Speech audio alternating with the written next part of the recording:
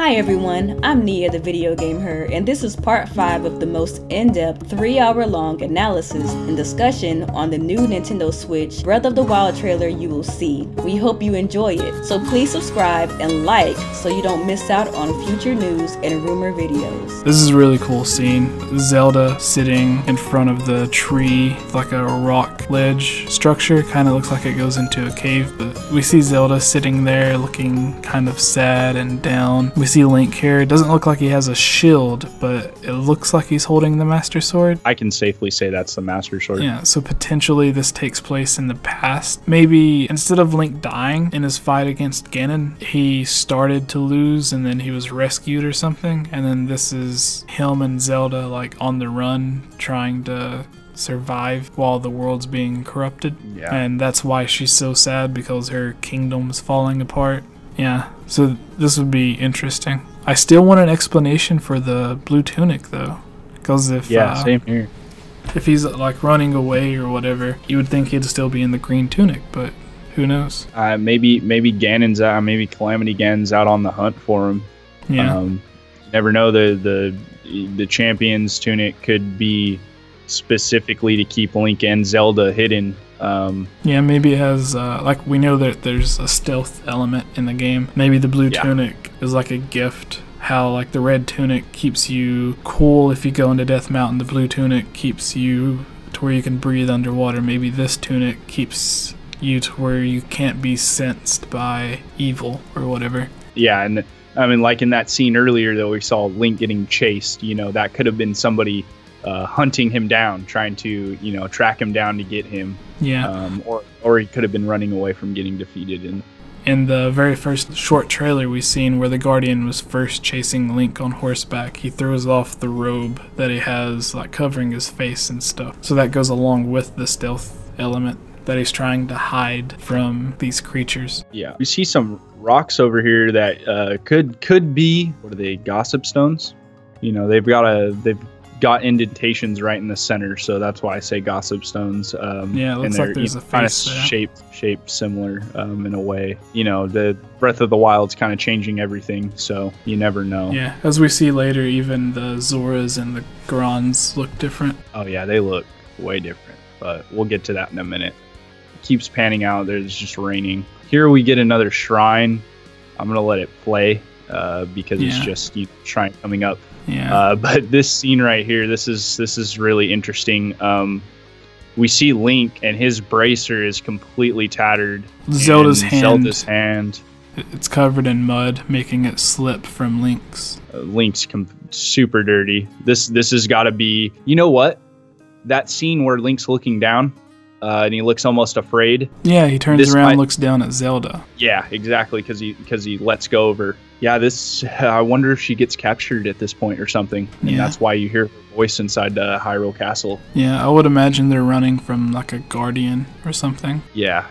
As we're going to see here in a minute, these guardians aren't very friendly. Here we get another shot of Zelda, and she's got a really soft face, doughy face. Yeah. Very similar to Ocarina of Time's version of Zelda as a child. Yeah.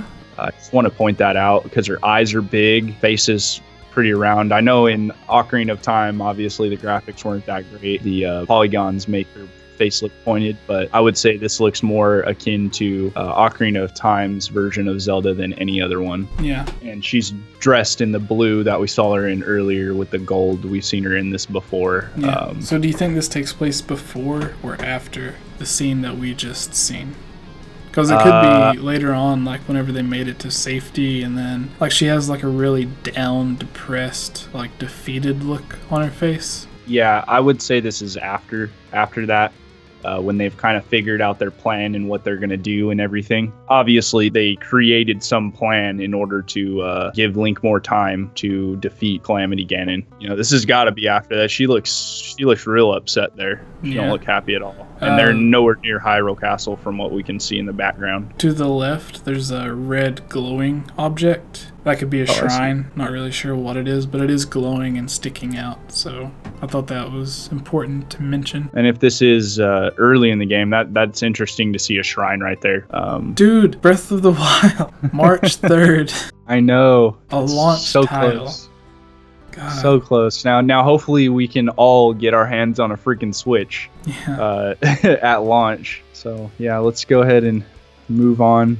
Yeah. She does end up turning around there, but this scene right here. Oh, I just want to mention. This makes me mad too, and this is something that we could have potentially seen in this game, but obviously, yeah, we're gonna see it from a cutscene. We don't know if you're gonna be able to play in the past or not, but at this point, it looks like everything is getting destroyed. We've seen tons of ruins. These are likely the ruins that we've seen all around Hyrule Castle and stuff like that. And that's actually if you look down at the in bottom the left, yeah, there's the fountain. Yeah, that's the fountain. So this is that area that we've seen plenty of times. It's getting ravished by the Guardians. So at first, I was thinking, whenever I first seen the trailer, I was thinking, could this be Kakariko Village or another similar large village? This would be a throwback to an Ocarina of Time when Kakariko Village is burnt down before you get to the Shadow Temple. I was thinking this could be something like that, to where like you see the town on fire, but there's still locations in Kakariko Village. Like it doesn't really change that much, even though like some of the buildings were seen on fire. But here we see the fountain and the center, or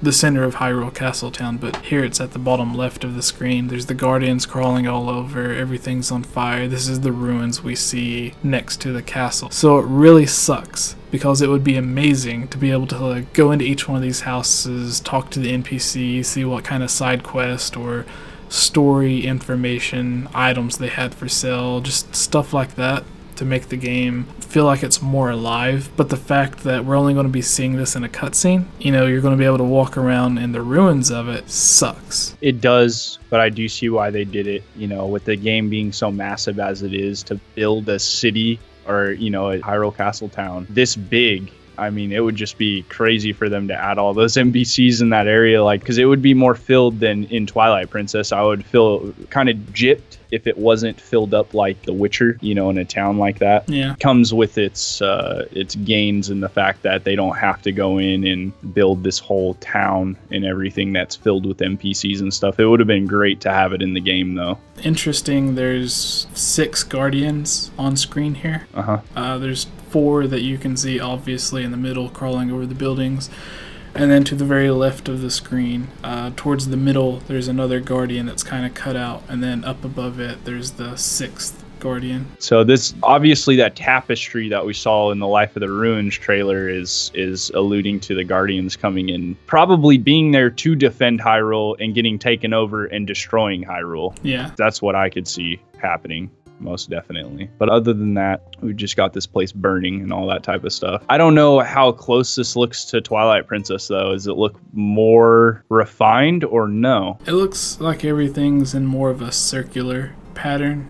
Twilight Princess, there was like the alleyways and stuff. It was more squared off, where this looks like everything is circled. So yeah, I mean, it doesn't look any less primitive. It looks about the same. They're on par with what they had in Twilight Princess in terms of the castle town market and like all that type of stuff. Yeah. Now we see them running across this, I mean, just jumping across buildings. Yeah. Now we have a close-up. We see purple lightning from Ganon's energy.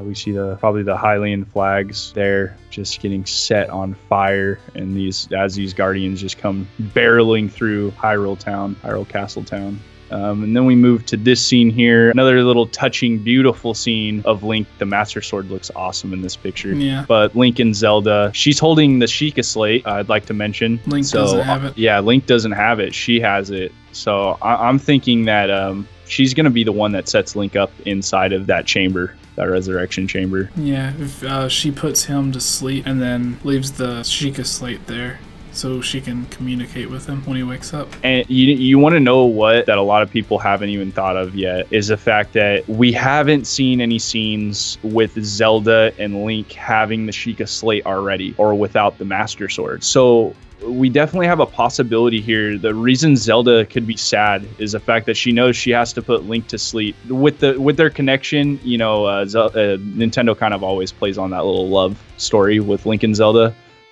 She could be saddened at the fact that she has to put him to sleep for 100 years. She's going to be an old lady by the time this dude wakes up, if she even lives that long. Yeah.